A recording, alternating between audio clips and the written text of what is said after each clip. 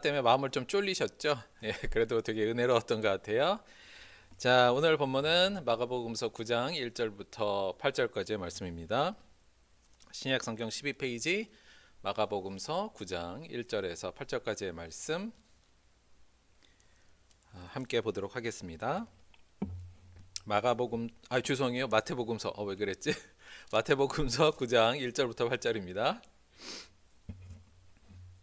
마태복음서 9장 1절에서 8절까지 제가 봉독할게요. 예수께서 배에 오르사 건너가 본 동네에 이르시니 침상에 누운 중풍병자를 사람이 데리고 오거늘 예수께서 그들의 믿음을 보시고 중풍병자에게 이르시되 작은 자야 안심하라 내 죄사함을 받았느니라. 어떤 서기관들이 속으로 이르되 이 사람이 신성을 모독하도다. 예수께서 그 생각을 아시고 이르시되 너희가 어찌하여 마음에 악한 생각을 하느냐 내 죄사함을 받았느니라 하는 말과 일어나 걸어가라 하는 말 중에 어느 것이 쉽겠느냐? 그러나 인자가 세상에서 죄를 사하는 권능이 있는 줄을 너희로 알게 하려 하노라 하시고 중풍병자에게 말씀하시되 일어나 내 침상을 가지고 집으로 가라 하시니 그가 일어나 집으로 돌아가거늘 무리가 보고 두려워하며 이런 권능을 사람에게 주신 하나님께 영광을 돌리니라. 아멘. 오늘은 내 죄사함을 받았느니라 이 제목으로 오늘 본문을 중심으로 하나님의 말씀 같이 나누도록 하겠습니다. 요즘에 이 드라마가 되게 인기인가 봐요. 경이로운 소문. 근데 이 카피에서도 좀 보면 알겠습니다만 악귀 잡으러 가자 이런 거예요. 그래서 제가 대충 이 내용을 봤더니 이 결국 악귀를 잡는 사람 속에 들어와 있는 악귀를 잡는 어떤 히어로 영웅들의 이야기를 그린 드라마인 것 같아요. 되게 인기가 많대요. 근데 요 드라마의 내용을 좀 보니까 여기 나와 있는 주연 배우들이 각각이 특별한 능력을 갖고 있고 그 능력을 다 합쳐서 이 악귀를 잡으러 가는 그런 내용인데 각각마다 특출한 능력들이 하나씩 더 있더라고요. 그래서 보면 어떤 한 사람은 여기 치유 능력이 있어서 맨 왼쪽에 있는 분이요.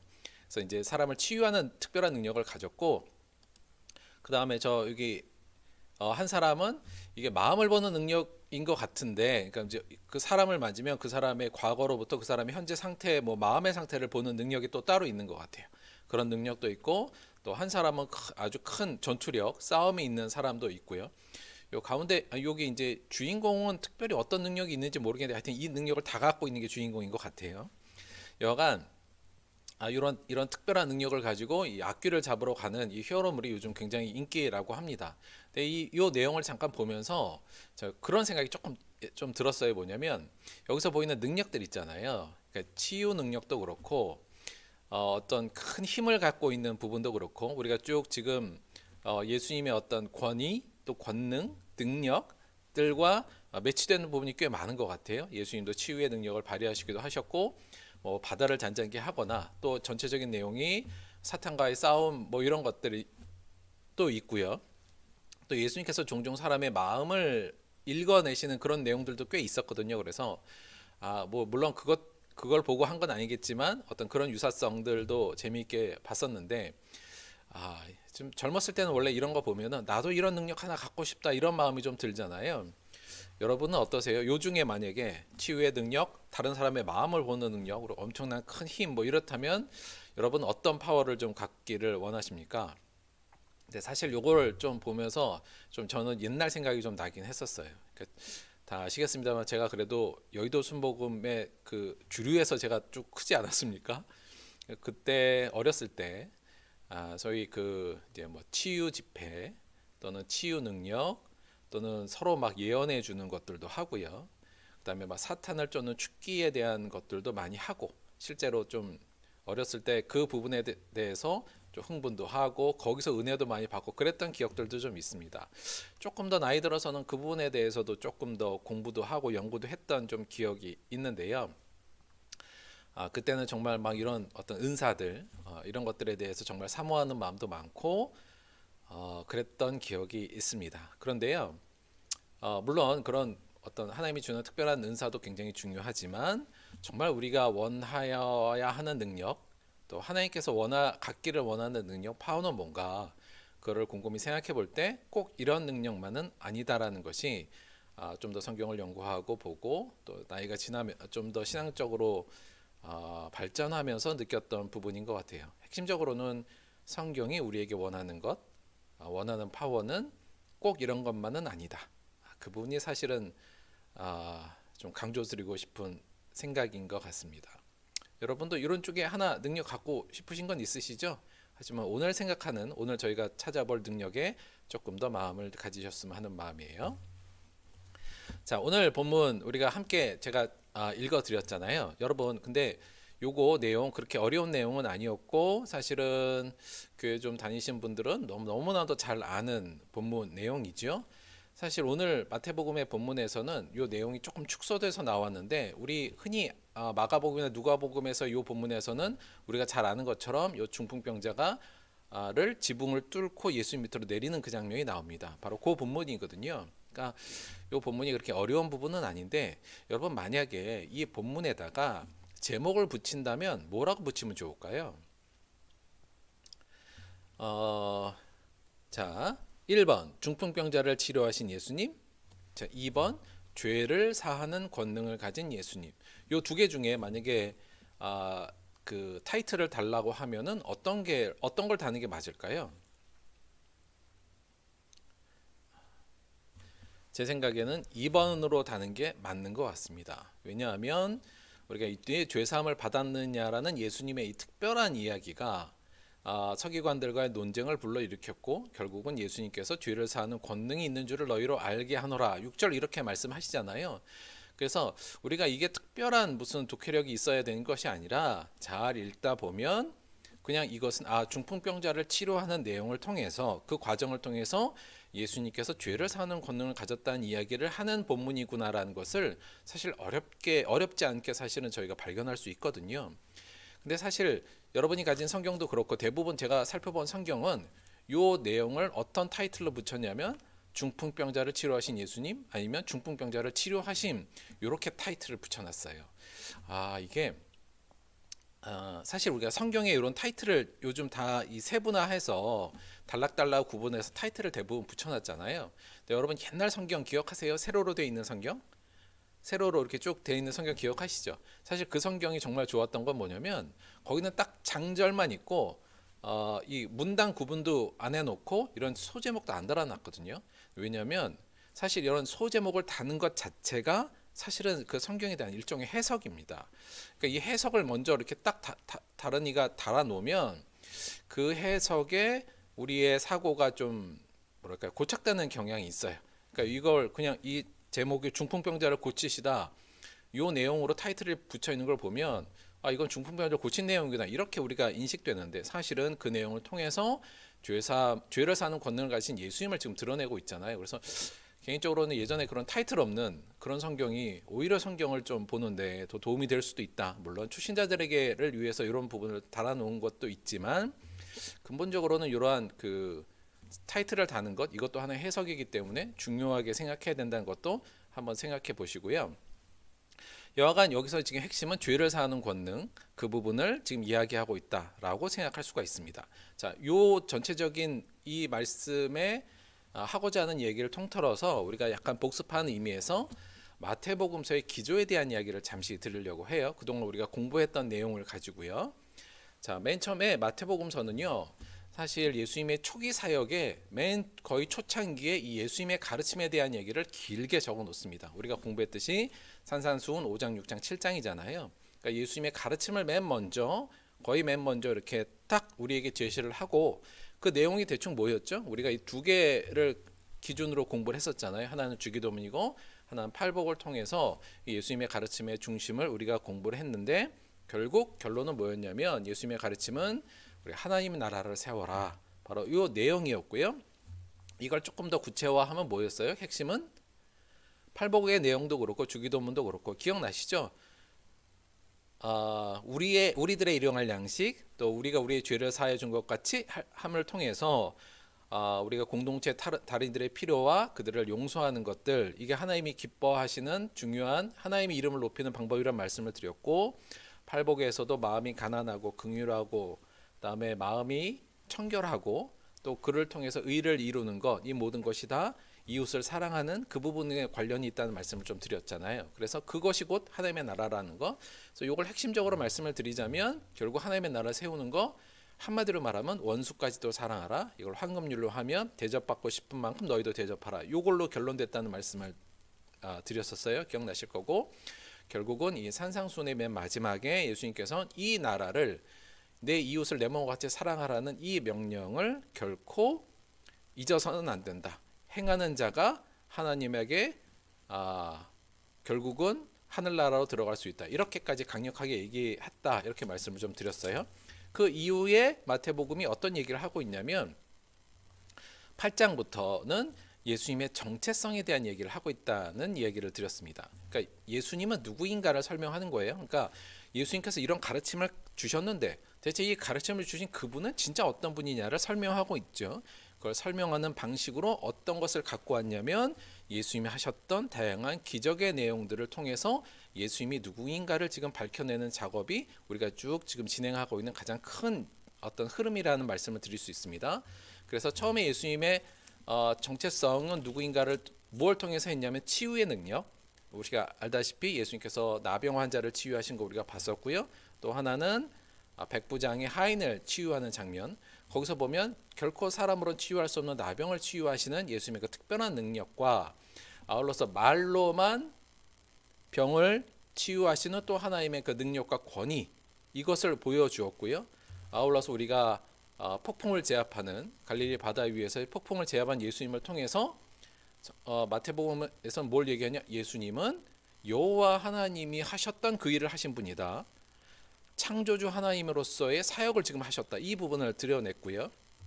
지난주에는 영적으로 아주 큰 사탄의 세력까지도 그 앞에서 정말 그들을 압도하고 완전 제압하는 모습을 통해서 영적인 예수님의 권위가 굉장히 높다는 것을 의미하면서 예수님의 정체성을 밝혔고요. 계속 또 오늘 보면 우리가 조금 더 이따가 구체적으로 살펴보겠습니다만 예수님께서 죄사함의 권세가 있다. 하나님만이 갖고 있는 죄사함의 권세가 예수님에게로 있다는 것을 통해서 예수님의 누구인가를 지금 우리에게 설명하고 있다. 이렇게 볼 수가 있어요.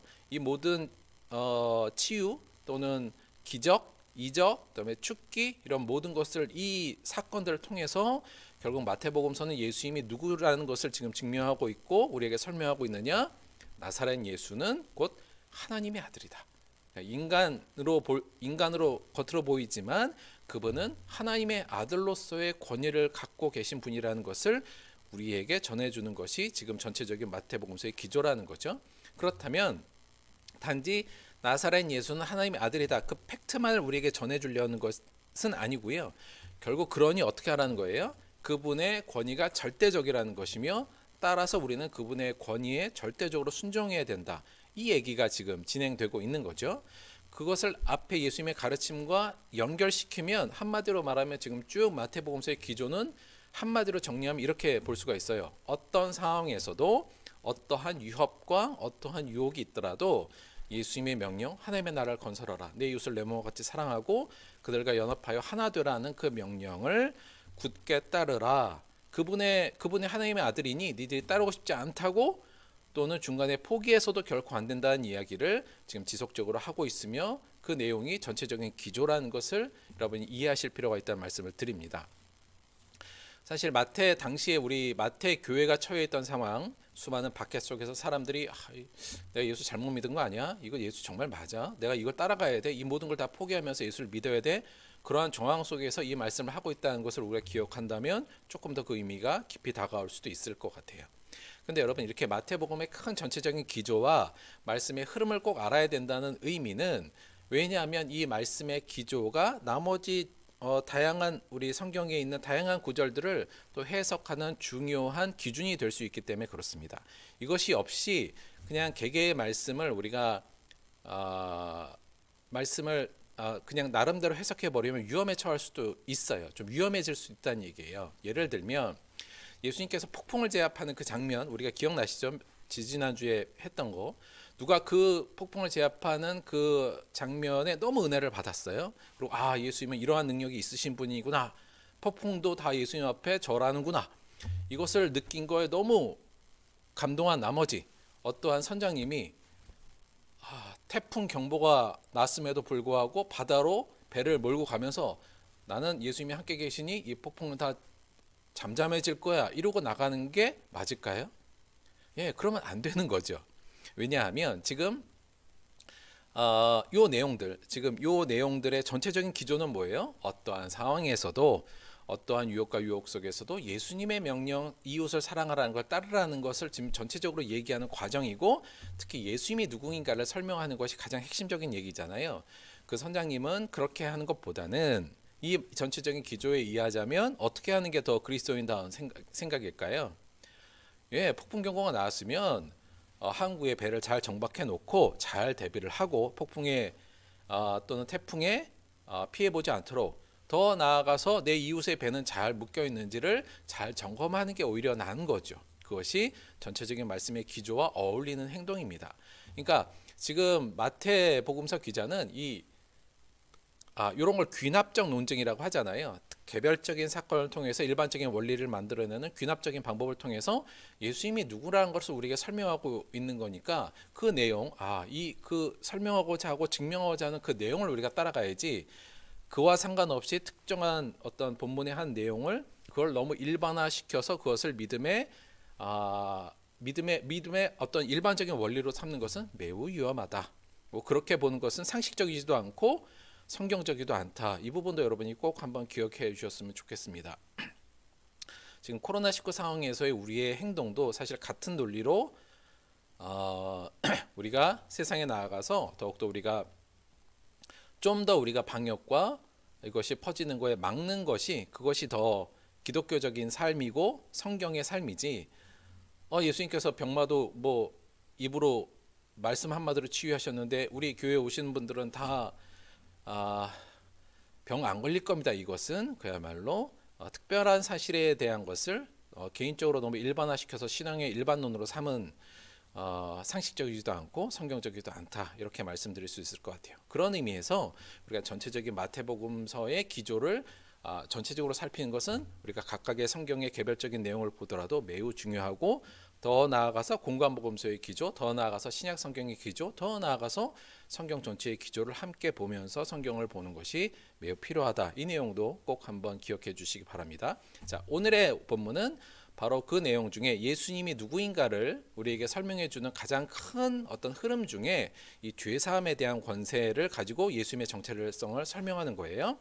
그런 의미로 보자면 오늘의 본문은 예수님께서 하나님의 아들, 죄사함의 권세까지 가지고 계신 하나님의 아들이구나, 이 내용을 우리에게 알려주는 것이 첫 번째 내용이긴 한데요. 우리가 이 치유 폭풍제압 사탄에 있어서 봤듯이 지금 마태복음서 기자는 예수님이 누구신가와 함께 어떻게 우리가 그에게 순종할 것인가라는 제자도의 얘기도 같이 엮어서 계속 말씀하고 있다는 말씀을 드렸잖아요.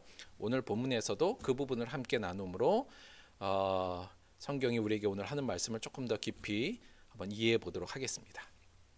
자, 오늘 본문 한번 차근차근 조금씩 한번 내용을 좀 더 살펴볼게요. 사실은 오늘 본문이 하나하나 찍어보면요, 그 이슈들이 굉장히 많은 본문입니다. 개인적으로는 예전에 정말 대학원에서 논문 쓰듯이 이 본문을 나름 공부는 좀 했는데, 여러분에게 설명해 드릴 이슈도 굉장히 많고 좀 더 깊이 들어가면 할 얘기도 굉장히 많지만 그걸 다 할 수는 없고요. 오늘 그 중에서 제일 핵심적인 내용만 좀 말씀을 드려보도록 할게요. 나중에 우리가 성경 공부할 시간이 따로 있으면 그때 한번 좀 신나게 한번 더 얘기해 보도록 하겠습니다. 일단 한 절 한 절을 좀 내용을 좀 볼게요. 예수께서 배에 오르사 건너가. 자, 지난주에 어디에서 어디로 건너가셨죠? 가버나움에서 가더라 지방 쪽으로 건너가셔서 거기서 그 사탄에 묶여 있는 사람을 치유하는 장면이 나왔잖아요. 이제 다시 그 바다를 건너서 본 동네에 이르셔요. 다시 가버나움으로 돌아오신 겁니다. 그때 자, 마태복음에서는 이렇게만 살짝 나왔는데요. 지금 마가나 누가복음의 병행 구절을 보면 예수님께서 집에서 지금 도를 가르치시고 말씀을 가르치신다고 나와 있어요. 그리고 사람들이 너무 많이 몰려서 지금 다른 사람은 못 들어오는 그 상황이 설명되어 있는데 오늘 마태복음에서는 그 내용은 지금 생략되어 있는 상황입니다. 왜 생략됐느냐? 지난번에도 설명을 좀 드렸지만 두 가지 가능성은 있어요.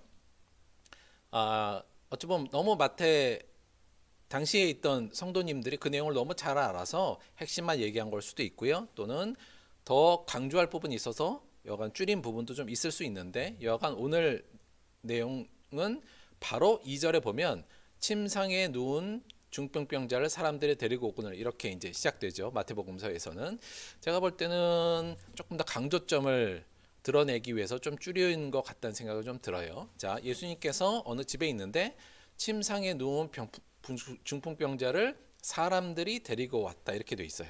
자, 여기서 중풍병은 여러분 어떤 병이냐 할 때 글쎄 이게 오늘날의 중풍병 그러니까 약간 그 뇌경색으로 인해서 온몸을 움직일 수 없는 사람 그 정도인데요. 이게 정확하게 이 원어의 의미가 오늘날 어떤 병인지는 정확히 모르겠습니다만 근본적으로 이게 오늘 내용을 보면 몸을 절대 움직일 수 없는 사람인 것 같고요.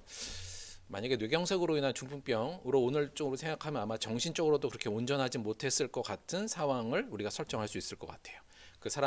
그를 사람들이 데리고 왔다 이렇게 돼 있어요. 그런데 재미있는 건 우리 성경에는 여기 사람들이라는 주어가 있잖아요. 근데 원문에는 이 주어는 생략돼 있어요. 근데 원래 그 헬라어는 그 동사 자체에 주어가 함의되어 있거든요. 그래서 사람들이라고 쓴 건 맞지만 보통 그래도 주어는 넣거든요. 근데 여기서는 주어가 빠져 있어요. 그러니까 사람들이라고 할 때도 이게 약간 대명사잖아요.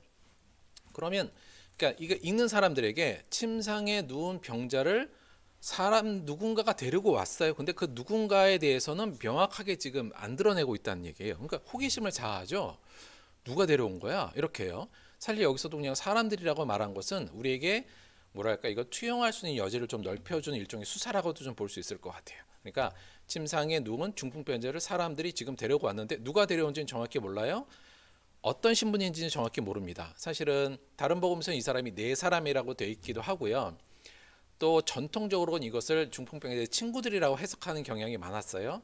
정확하게 누구인지는 정확히 모릅니다. 그러니까 일반적으로 그냥 친구들이라고 생각하시면 될 것 같아요. 그래서 침상에 누인 중풍병자를 친구들이 데리고 오거늘 마가복음이나 누가복음의 내용을 통해서 조금 더 보충하자면 이들이 중풍병자를 데리고 왔는데 집에 사람들이 너무 많아서 어떻게 예수님 앞에 갈 수가 없어서 이들이 지붕으로 올라가죠. 이 중풍병자를 데리고 침상에 누운 중풍병자를 데리고 지붕에 올라가서 지붕을 뜯고 예수님 발 앞에 중풍병자를 내려놓습니다. 그렇죠? 그렇게 여러분이 상상하고 계시면 될 것 같아요. 그랬는데 예수님께서 그들의 믿음을 보시고 이렇게 되어 있어요. 여기서 그들이 누구냐? 여기 그들이 복수로 되어 있잖아요. 그러니까 여기서는 중풍병자 혼자를 지칭한 건 당연히 아니고요. 이게 사람들이 그를 데려온 자를 지칭하는 거로 볼 수 있을 것 같아요. 물론 그 안에 중풍병자도 넣을 수 있나 이렇게 생각할 수 뭐 그럴 가능성도 있습니다만 전체적인 흐름에서는 이 중풍병자를 데리고 온 그 사람들 그들의 믿음을 보셨다 이렇게 얘기를 해요. 그리고는 중풍병자에게 이르시되 작은 자야 안심하라 내 죄 사함을 받았느니라 이렇게 말씀하십니다. 여기서 작은 자라는 말이 요 원어 자체가 테크논이라고 이게 아이를 지칭할 때 하는 얘기기도 하고요. 일반적으로는 자녀를 얘기할 때 쓰는 말이에요. 그래서 요 내용이 실제로 이 침상에 누운 중풍병자가 좀 젊은이인가 그럴 가능성도 좀 있을 것 같고요. 그거보다는 일반적으로 이제 부모가 자식을 부를 때 부르는 어떤 굉장히 따뜻한 말, 그러니까 작은 자야 그러니까 뭘 낮춰 부르는 것이 아니라 아이야 또는 자녀야 이런 의미거든요. 그래서 굉장히 따뜻한 말이라는 따뜻한 부름이라는 것 이해해 주시고요. 기억해 주시고 그다음에 안심하라 내 죄 사함을 받았느니라 이렇게 얘기를 해 주세요. 자, 그랬더니 이제 문제가 발생하기 시작합니다. 뭐냐면 이 얘기를 들은 3절 어떤 서기관들은 속으로 이르되 이 사람이 신성을 모독하도다 이렇게 얘기해요. 그래서 속으로 했다는 것이 서기관들이 속마음으로 한 건지 아니면 자기들끼리 속닥속닥으로 이 사람이 신성을 모독하였도다 이렇게 했는지는 정확히 모르겠어요. 그러니까 원어적으로는 둘 다 가능은 해요. 근데 현실적으로 보자면 자기들끼리 속닥속닥한 것 같긴 한데 그 뒤에 예수님께서 생각을 보시거든요. 그렇다면 그들의 마음의 속을 예수님께서 읽었다 이렇게 볼 수도 있을 것 같아요. 여간 이들이 신성을 모독했다 이렇게 생각한 이유는 아주 간단해요. 여기 마가복음이나 누가복음 잘 나와 있는데, 왜냐하면 오직 하나님 말고 누가 죄를 사할 수 있느냐, 이 부분이 다른 복음서에서 나와 있거든요. 그러니까 예수님께서 지금 병자를 데리고 왔는데 느닷없이 갑자기 이 사람에게 네 죄 사함을 받았다 이렇게 얘기를 한 거예요. 그랬더니 이 서기관들이, 아니 죄 사함은 오직 하나님만 할 수 있는 건데 이자 지가 지금 하나님이라는 거야? 이러면서 신성을 모독한다. 옛날 번역으로는 참남하다 이렇게 지금 얘기하고 있는 거죠. 4절에 보면 예수께서 그 생각을 아시고 이르시되 너희가 어찌하여 내 마음에 악한 생각을 하느냐 하시면서, 내 죄사함을 받았다는 말과 일어나 걸어가라는 말 중에 어느 것이 쉽겠느냐 이렇게 말씀하시죠. 여러분, 뭐가 더 쉬운 거예요? 이것도 자세히 보면 학자들끼리도 이거 굉장히 논쟁이 좀 많습니다. 그러니까 언뜻 보면 죄사함을 받았다는 것은 말만 하면 끝이잖아요. 근데 일어나 걸으라는 건 뭔가 특별한 행동이 나와야 증명이 되는 거니까 죄사함을 받았다는 것이 더 쉬운 거라고 생각하는 사람도 있고요. 근데 사실은 전체적인 지금 기조로 보자면 예수님께서 이미 병을 고치는 능력은 충분히 발휘를 하셨고, 죄사함을 받았다는 선언은 말씀과 같이 하나님의 권위를 하는 거니까 오히려 그것이 더 어려운 것을 이야기하는 거라고 볼 수 있을 것 같아요. 그렇게 흐름이 이어지면은 이렇게 되는 거죠. 야, 일어나 걸어가라 하는 거 내가 쉽게 할 수 있는 일이야. 그러나 내 죄사함을 받았다라고 말하는 것 자체가 얼마나 어려운 일이니. 그럼에도 불구하고 내가 이 얘기를 한 것은 6절, 그러나 인자가 세상에서 죄를 사하는 권능이 있는 줄을 너에게 알게 하려 하노라 하시고, 중풍병자에게 말씀하시되 일어나 내 침상을 가지고 집으로 가라 이렇게 말씀하시니 그가 일어나 집으로 돌아가는 이야기로 전개됩니다. 그러니까 전체적인 큰 흐름은 이렇게 진행이 되고요. 6절이 핵심이라고 할 수 있죠. 인자가 세상에서 죄를 사하는 권능이 있는 줄을 너희로 알게 하노라. 그러므로 통해서 우리가 믿는 하나님은 죄를 사하는 권능, 하나님의 권능을 갖고 계시구나. 이분이 하나님의 아들이구나. 이 부분을 가장 직접적으로 드러내는 중요한 부분이라고 말씀드릴 수 있을 것 같아요. 자, 그런데 오늘 본문에서 굉장히 또 우리에게 흥미로운 어떤 요소가 하나 있는데, 그게 뭐냐면 지금 이 본문은 두 가지 부류의 사람을 직접적으로 대조해 놓고 있습니다. 누구와 누구죠, 여러분? 잘 보세요. 여기에 예수께서 그들의 믿음을 보시고 이렇게 돼 있죠. 그 다음에 4절에는 예수께서 그 생각을 아시고 이렇게 나와 있어요. 여기서 보시고와 아시고가 사실은 같은 단어입니다. 원어로 보면 같은 단어고요. 물론 사본에 따라 다른 단어로 된 것도 있긴 합니다만 근본적으로는 같은 말이거든요. 그러니까 이 말을 보면 그들의 믿음을 보시고 또 그들의 생각을 보시고 이렇게 나와요. 그리고 한 사람은 그들의 믿음을 보시고 기적을 일으키시고 죄를 사해 주시고 기적을 일으키시고, 또 한 부류의 사람들의 생각을 아시고 그들의 생각은 악하다라고 판단을 하고 계시잖아요. 여기서의 그들은 중풍병자를 데려온 그 사람과 여기에 지금 서기관을 이 단어를 통해서 사실은 명확하게 비교하고 대조하고 있다 이렇게 볼 수가 있어요. 그래서 저희들이 관심 가져야 될 건 이겁니다. 뭐냐면 대체 그들의 믿음은 뭐였고 이들이 가졌던 악한 생각은 무엇인가, 이 부분을 조금 우리가 살펴볼 필요가 있어요. 칭찬받은 그들의 믿음은 어떤 내용이었고 그들이 악하다는 생각은 과연 어떤 것을 악하다고 지적하신 건지를 한번 살펴보도록 할게요. 그거를 알기 위해서는 사실 이 중풍병자에 대해서 먼저 우리가 조금 더 관심을 가져볼 필요가 있어요. 여러분, 이 중풍병자가 를 한번 생각해 봅시다. 우리의 생각으로. 이 사람이 결국은 침상에 누워서 움직일 수 없는 사람이잖아요. 더 극한 상으로 가자면 말도 제대로 못하고 뇌의 손상을 받아서 말도 제대로 못하는 상황일 수가 있어요. 이 사람의 삶이 얼마나 비참할지는 누구나 예상할 수 있는 부분입니다. 오늘날도 이런 집안에 이런 환자가 한 명 있으면 사실은 이 사람뿐만 힘든 게 아니라 사실은 가족들이 더 힘들잖아요. 특히 고대 사회에서는 한 명의 노동력이 굉장히 중요한 때인데, 가족 중에 한 명, 그리고 보면 느낌으로는 좀 젊은 사람인 것 같고요. 이 사람이 나가서 일도 하지 못하고 집에서 늘 하루 종일 누워 있고요. 또 그를 돌보기 위해서 누군가 한 명이 간호를 해야 되기 때문에 여간 두 명의 노동력에 손실이 생기는 거지 않습니까? 그러니까 가정에서는 얼마나 큰 어떤 어려움이었겠어요. 그 어려움을 겪는 이 중풍병자의 마음은 얼마나 마음이 무겁고 속상했겠습니까? 자신의 운명을 정말 저주하고 어찌 보면 자기가 태어났던 것을 저주했을지 모릅니다. 더군다나 이 사람이 더 힘들었던 것은 뭐냐면 당시에 이런 사람들에 대한 평판이요. 이런 나병 환자나 또 장님, 또 이런 중풍병자 같은 중병 든 사람들은 어떤 식으로 많이들 생각했냐면 그들이 어떤 죄를 지어서 하나님께 벌 받은 거야. 이런 인식들이 굉장히 강했거든요. 우리가 요한복음에서도 그 논쟁이 나온 거 아시죠? 남에서부터 장님된 사람이 이게 누구 죄 때문입니까라고 묻는 장면이 나오잖아요. 그러니까 이 가정에서도 이 개인적으로도 정말 이 정말 빨리 죽었으면 좋겠는 이 운명을 갖고 있는 중풍병자의 삶도 힘든데 또 주변의 시선도 얘는 죄인이야, 죄로 인해서 벌 받은 거야라는 아주 따가운 시선을 받고 있는 상태잖아요. 이 중풍병자가 얼마나 괴로운 삶을 살았는지, 그의 운명과 그의 삶이 얼마나 광야 속에 있었는지 우리가 충분히 이해할 수 있는 부분입니다. 그런데 바로 이 사람에 대한 그들의 시각과 또 한 사람의 시각이 좀 완전히 달랐다는 것을 우리가 좀 알 수가 있어요. 뭐냐면 자, 이 사람을 데려온 그들, 중풍병자를 데려온 친구라고 할게요. 중풍병자를 데리고 오는 이 친구들은 이 중풍병자를 어떤 식으로 바라봤을까요? 그를 자신의 여간 바쁜 중에도 그를 다 데리고 나와서 어렵게 예수님 앞에 그 어려움을 뚫고 내려온 그들의 마음은, 이 중풍병자의 마음은 이랬지 않았겠습니까? 비록 정확히 모르지만 다들 죄인이라고 하니, 죄인인지는 모르겠지만 죄인이지만 내가 이 불쌍한 자를 도와야 하지 않겠는가? 이 정말 이 어려운 처지에 있는 이 아이를 내가 도와야 되지 않겠는가? 그 마음을 갖고 있는 것이 그들이 중풍병자를 바라보는 시각이었을 거예요. 그러니 어려움 중에서도 그를 데리고 들어와서 포기하지 않고 지붕까지 뜯고 예수님 밑으로 내려놓은 거겠죠.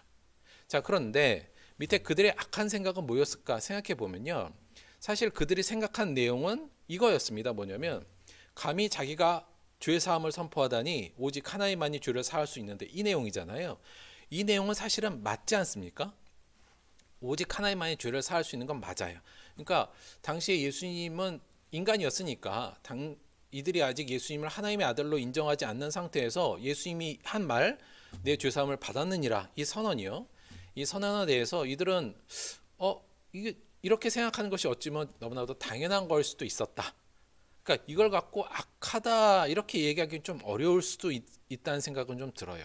그런데 생각해 보면 이들이 이렇게 생각한 거예요. 감히 자기가 죄를 선포하다니 오직 하나님만이 죄를 살 수 있는데, 그 앞에 뭐가 생략되어 있었냐면 저 더러운 죄인을, 이게 생략되어 있었던 거라고 볼 수가 있어요. 무슨 얘기냐면 이 서기관들은 이 중풍병자를 어떻게 봤을까요? 그들은 자신들의 알량한 율법 지식으로 그를 그냥 죄인으로 규정해 버린 거잖아요. 저건 뭐 하나님에 의해서 심판받는 거야, 이렇게 본 거예요. 그러니까 결국 그들은 중풍병자에 대해서 어떤 시각을 갖고 있냐면 그는 마땅히 죄값을 치러야 한 더럽고 또 우리가 상종하면 안 되는 그런 죄인이다, 이 생각을 이미 갖고 있었다는 거죠. 제가 볼 때 예수님께서 그들의 악함이란 바로 이 악함, 이 자에 대한 이 악함이라, 이러한 생각이라고 얘기할 수 있을 것 같아요. 한마디로 말씀을 드리면 그들의 악한 생각은 뭐였냐면 타인을 함부로 정죄하고 심판하는 마음이에요. 근데 여러분 정말 재밌는 건 뭐냐면, 여러분 하나님이 죄를 사하는 권세가 있잖아요. 근데 죄를 사하는 권세가 있으려면 뭐가 있어야 되냐면 죄를 심판할 권세도 같이 있어야 의미가 있죠. 그러니까 누군가를 심판하는 권리, 그리고 그 심판을 거둬들여서 죄를 사할 수 있는 권리는 하나님만 갖고 있잖아요. 그런데 지금 이 서기관들은 지금 뭘 하고 있어요? 그가 심판하고 있잖아요. 저 사람은 죄인이다 이렇게 규정하면서요. 결국은 정말 신성모독을 하고 있는 건 누구예요? 서기관들이에요. 함부로 하나님께서도 제대로 판단했는지 자기가 잘 모르지만 자신들의 알량한 율법을 중심으로 그냥 자기들이 죄인이라고 심판해버리고, 우리는 그와 상종 안 한다, 이런 더러운 죄인하고 혹시 잘못 엮이거나 혹시 만지면 그의 부정함이 나한테 올 수도 있어, 이런 마음으로 그를 멀리했던 사람이 바로 이 서기관들이었고, 이게 그들의 악한 생각이었으며 더 나아가서 그들이 곧 신성모독을 하고 있는 상태였던 거죠. 자, 그렇다면 그를 중풍병자를 데려온 그들의 믿음의 내용은 결국 뭐라고 할 수 있어요? 죄인을 긍휼히 여기는 마음이에요. 예수님께서 그들의 믿음을 보신 건 뭐냐면 그들이 비록 죄인이라고 생각하지만 그를 불쌍히 여기고 긍휼히 여기고 그를 사랑하고 도와야 하겠다는 그 마음을 예수님께서 그들의 믿음으로 보신 거죠. 그리고는 그들의 믿음을 보시고 이 중풍병자에게 죄 사함을 선언하시고 그래서 죄인이라는 굴레에서부터도 해방시키시고 그 증거로 그 병을 낫게 하심으로 병에서도 해방시킨 사건이 전반적으로 또 하나의 흐르는 중요한 사건의 내용이라고 할 수 있어요. 여기서요, 여러분 한 가지 질문 한번 이렇게 다시 드려볼게요. 여러분, 죄 사함의 권세는 누구에게 있나요? 다시 그냥 우리가 죄 사함의 권세라는 건 누구에게 있는 겁니까? 여러분, 이거는 물론 절대 주권자 하나님이 갖고 있는 게 맞죠. 다시 말하면 하나님께서는 죄 사함의 권세도 있으시고 또 죄를 심판할 권세도 갖고 계세요. 그러니까 우리가 이것은 종말적으로 하나님께서 맨 마지막에 우리를 전체를 심판하시고 또는 사할 수 있는 모든 권세를 갖고 있는 건 절대 주권자 하나님에게 있는 건 맞습니다. 그렇죠? 그런데 그 절대 주권자가 오늘 본문에는 지금 누구에게 있다고 지금 설명한 거예요? 예수님에게. 따라서 예수님은 어떤 분이에요? 하나님의 아들이라는 것이 오늘 본문의 중요한 내용이었잖아요. 그게 첫 번째 가장 큰 흐름이었는데 두 번째 잘 보세요, 여러분. 죄사함의 권세는 또 누구에게 있다고 지금 설명하고 있는 거예요, 본문에서는. 여러분, 중풍병자를 데려온 자들이 뭘 가지고 있었다고요? 뭘 행한 거예요? 그 죄인을 중풍병자로 죄인이라고 여겨졌던 그 사람을 그 개인적으로는 그를 용서한 겁니다. 그래서 그와 함께 한 거잖아요. 그를 용서하지 않으면 그와 연합할 수 있을까요? 하나 될 수 없지 않습니까? 마음으로는 이 친구들은 다들 죄인이라고 하지만 나는 너를 용서하고 너를 사랑하고 불쌍히 여기는 그 힘을 발휘한 게 중풍병자를 데려온 자들이잖아요. 여러분, 죄 사함의 권세, 다른 말로 번역하면 똑같은 단어예요. 죄를 용서하는 힘이지 않습니까? 자, 죄를 용서하는 힘을 지금 누가 발휘하고 있어요? 중풍병자를 데려온 그들이 발휘했고 예수님은 그들의 믿음을 보시고 그들의 믿음에 따라서 이 기적을 일으키시는 모습을 보여주신 거예요. 중풍병자를 데려온 자들이 지금 그럼 뭘 하고 있는 겁니까? 죄사함의 권세를 행한 걸로 돼 있어요. 자, 이렇게 볼게요, 여러분. 하나님의 자녀요 예수님의 제자인 우리는 죄사함의 권세가 있습니까? 감히 우리가 죄사함의 권세가 있다고요? 여러분, 있나요, 없나요? 왜 그러세요, 여러분? 우리 여태 공부하지 않았어요? 자, 여러분, 주기도문 기억하시죠? 우리가 우리에게 죄 지은 자를 사하여 준 것 같이 우리 죄를 사하여 주옵시고 너희가 사람의 잘못을 용서하면 너희 하늘 아버지께서 너희 잘못을 용서하시려니와 너희가 사람의 잘못을 용서하지 아니하면 너희 아버지께서도 너희 잘못을 용서하지 아니하시리라. 여러분, 원수를 사랑하는 건 뭡니까? 원수의 죄를 용서하고 그의 죄를 사해주고 그를 사랑으로 보듬어주고 그와 함께하라는 얘기 아닌가요? 자, 우리가 산상수훈에서 예수님이 가르쳤던 얘기는 결국 뭐예요? 죄 사함의 권세를 행하라는 얘기지 않았습니까? 아니 이걸 행하라고 우리에게 명령하셨는데 권세가 없으면 안 되잖아요. 물론 말씀드렸지만 맨 마지막에 종말론적인 모든 사람의 죄에 대한 권세는 하나님께 있으되 이미 하나님께서는 우리들이 죄 사하는 것, 타인의 죄를 용서하는 그 힘에 대해서는 우리에게 허락하셨고 우리에게 있다고 말씀하시고 더 나아가서 그 권세를 적극적으로 행하라고 이미 말씀하시지 않았습니까? 왜 죄사함의 권세가 하나님께 있습니까? 서기관들은 죄사함의 권세는 하나님께 있어. 그건 하나님만 하는 거야. 나는 너를 죄사할 생각은 없어. 지금 이게 지금 문제가 되고 있는 거 아닌가요? 죄사함의 권세는 예수님에게 있고요. 그 다음에 중풍병자를 데려온 그들의 믿음 안에도 있었고 여러분 우리 안에도 있으며 우리가 꼭 행해야 될 하나님이 이미 준 권세라는 것, 그것이 오늘 본문이 우리에게 얘기해주고 우리를 이끌고 가는 중요한 결론이며 제자도의 모습이라고 이야기할 수 있습니다. 자, 근데 이게 우리에게 더 있다는 거, 이 이야기를 조금 더 재미있게 사실은 마태복음서는 이야기하고 있어요. 무슨 얘기냐면 마지막 구절 보세요. 그가 일어나 집으로 돌아갔어요. 그런데 8절에 되게 좀 재미있는 장면이 나와요. 뭐냐면 무리가 보고 두려워하며 이런 권능을, 어떤 권능이에요? 죄 사하는 권능을 사람에게 주신 하나님께 영광을 돌려, 이렇게 표현되어 있거든요. 자, 여러분 이 전체적인 내용을 통해서 보면 이 권능을 지금 누구에게 주신 거예요? 예수님에게 주신 하나님께 영광을 돌리라, 이게 맞는 말이잖아요. 근데 여기서는 사람에게라고 되어 있어요. 이거 뭐 잘못 쓴 거 아니야? 이렇게 마음이 드는데 사실 여기를 인자에게 주신 하나님께 영광을 돌리거나 또는 예수님에게 주신 하나님께 영광을 돌리니라 이렇게 하는 게 워낙 깔끔한데 여기서 마태복음서에선 지금 사람에게 주신 이렇게 표현되어 있고요. 정확히 말씀을 드리면 사실은 이게 복수로 돼 있어요. 원어에서는. 그러니까 사람들에게 주신 이렇게 돼 있어요.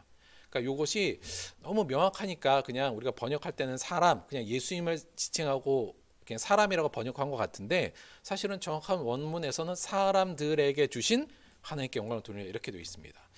개인적으로 요거는 물론 요것도 좀 논란이 많긴 합니다만 개인적으로 이 마태의 수사법, 다시 말하면 우리에게 이 권능을 우리에게 주신 하나님께 영광을 돌립시다. 이 얘기를 하고 싶은 마태의 아주 좀 정밀한 수사가 아닌가 저는 개인적으로 그렇게 보는 것이 더 맞다고 봐요. 뒤에 연결되는 본문도 그렇고 해서 그래서 결국 여기서 말하는 건 뭐예요? 우리들에게 예수님의 제자들에게 죄사함의 권능을 주신 하나님께 영광을 돌립시다. 그리고 우리가 그 권능을 행합시다.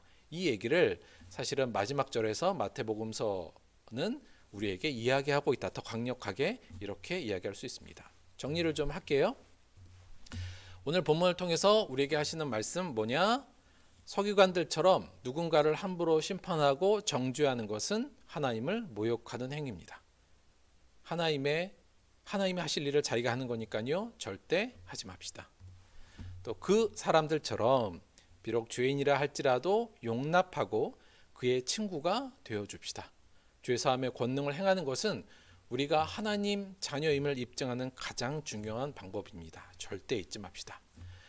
여러분 우리가 하나님의 아들인 거를 입증하고 싶을 때 우리가 그런 얘기 많이 하잖아요. 세상에서 성공해서 하나님이 이렇게 해주셨어요. 이런 것도 우리가 기대도 많이 하고요. 어쩔 때는 막 귀신을 쫓아내고 병을 고치고 다시 말씀드리죠. 여러분 이걸 무시하자는 얘기는 아닙니다. 이런 특별한 하나님의 능력도 우리가 충분히 받아들이고 하나님의 특별한 섭리로 우리가 늘 받아들일 수 있다고는 생각해요. 그러나 오늘 성경 예수님께서도 그랬던 것처럼 내가 하나님의 자녀야 이것을 증명하는 것은 이 죄사함의 권능을 행하는 것, 죄사함의 권능이 있다는 것을 통해서 하는 것이 오늘 그걸 통해서 네가 하나님의 자녀임을 입증해라. 예수님도 지금 그걸 통해서 하나님의 자녀임을 하나님의 아들임을 입증이 되었잖아요. 우리 사랑하는 슬프교회 성도님들도 우리 안에 있는 죄사함의 권능을 행함으로 우리 이웃에 있는 죄를 사함으로 우리 이웃에 수많은 나에게 죄를 범하고 잘못을 한 사람을 용서하는 그 힘을 발휘함으로 하나님의 자녀임을 좀 입증하는 모습을 가졌으면 좋겠습니다. 절대 잊지 맙시다. 이것이 오늘 전체적인 내용의 제자도로서 우리에게 제자도의 메시지로 우리에게 주는 메시지라고 생각합니다. 여러분 이 내용을 보시면 꼭 생각나는 거 있죠. 또 예수님이 행하셨던 또 어떤 특별한 일화 생각나시지 않습니까? 어떠한 여자가 간음하다가 현장에서 잡혀서 사람들에게 끌려오죠. 율법에 의하면 돌로 쳐 죽여야 되는 여인이었습니다. 여인에게 죽이려고 할 때 예수님께서 그 돌로 치는 자들에게 말하죠. 뭐라고 말씀하시죠? 너희 중에 죄 없는 자가 먼저 돌로 쳐라. 그리고 땅바닥에 쓰기 시작하십니다.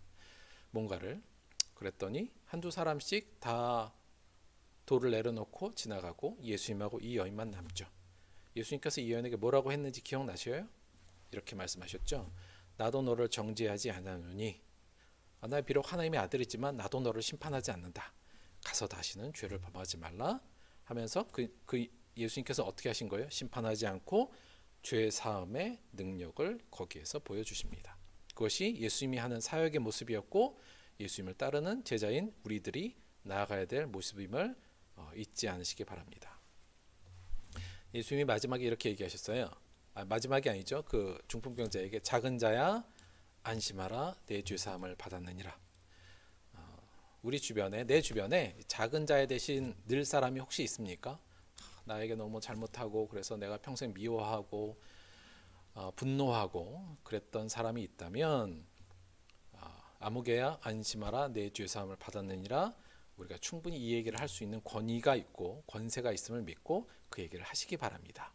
오해하지 마세요. 직접 가서 그 사람한테 가서 네 죄사함을 받아 이렇게 얘기하라는 얘기가 아니라 어떻게 하라고요? 마음속으로 그 사람의 죄를 사하고 그 사람에게 손을 내미는 거죠.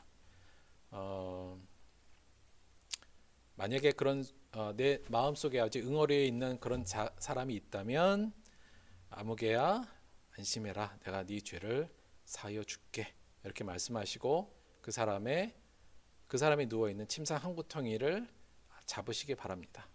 혹시 압니까? 우리의 그 믿음을 보시고 그 사람이 침상을 들고 일어나 집으로 가게 될지를 모두 그런 은혜를 경험하게 되기를 주님의 이름으로 축원드립니다. 기도하겠습니다.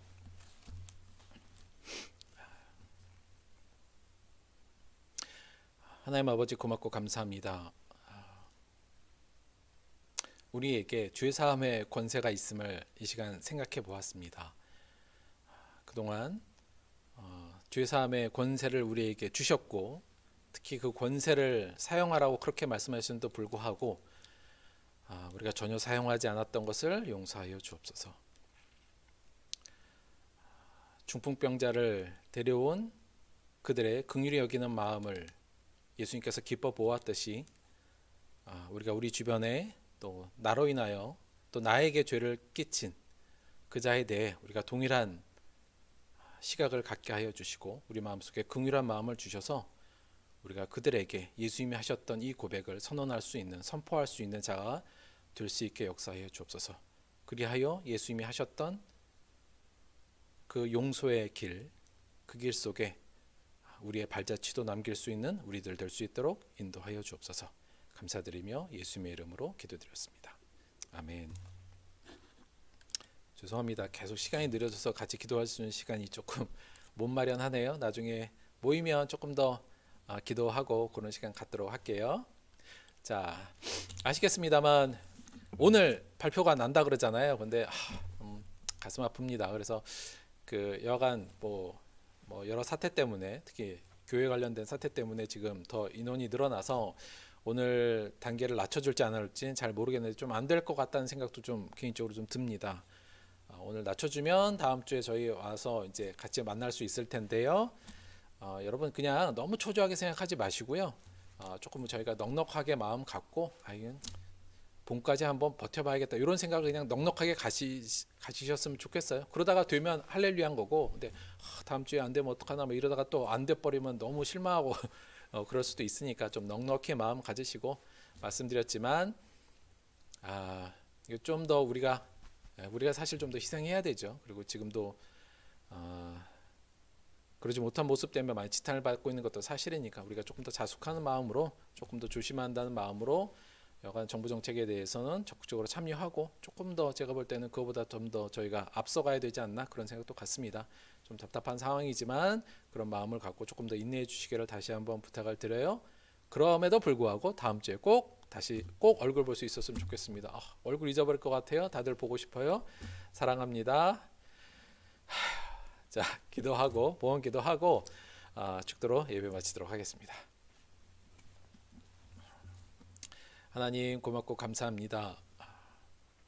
우리를 정말 추악한 우리를 다 아시면도 불구하고 우리를 위하여 자신의 목숨을 내주신 예수님의 삶을 기억하며 우리 또한 그 용서의 삶을, 그 죄사함의 권세의 삶을 조금이라도 따라갈 수 있는 자 될 수 있도록 인도하여 주옵소서. 아버지, 많이 어려운 분들이 많은 것 같습니다. 이 상황에 우리가 그리스도인으로서 무엇을 해야 될지 더 지혜롭고 바르게 생각할 수 있도록 인도하여 주옵시고, 우리 성도들이 힘든 속에서도 이웃을 위해 헌신하고자 또 그들에게 돕고자 하는 모든 물질적 사역 위에 하나님께서 크게 은혜 내려주시고, 주는 자나 받는 자나 도움을 주는 자나 도움을 받는 자 모두에게 하나님의 따스함과 하나님의 긍휼하심과 하나님의 평안이 함께할 수 있도록 역사하여 주옵소서. 감사드리며 예수님의 이름으로 기도드렸습니다. 지금은 우리 주 예수 그리스도의 은혜와 아버지 하나님의 영원하신 사랑과 보혜사 성령님의 내주 교통하심이 예수님이 그러셨던 것처럼 우리 또한 죄 사함의 권세를 가진 자로서 담대히 그 권세를 사용하여 모든 사람을 긍휼히 바라보고 그들을 용서하고 그들과 연합하는 자가 되기로 결단한 사랑하는 우리 모든 들벅교회 성도들의 삶 속에 지금부터 영원토록 함께하기를 간절히 축원드리옵나이다. 아멘.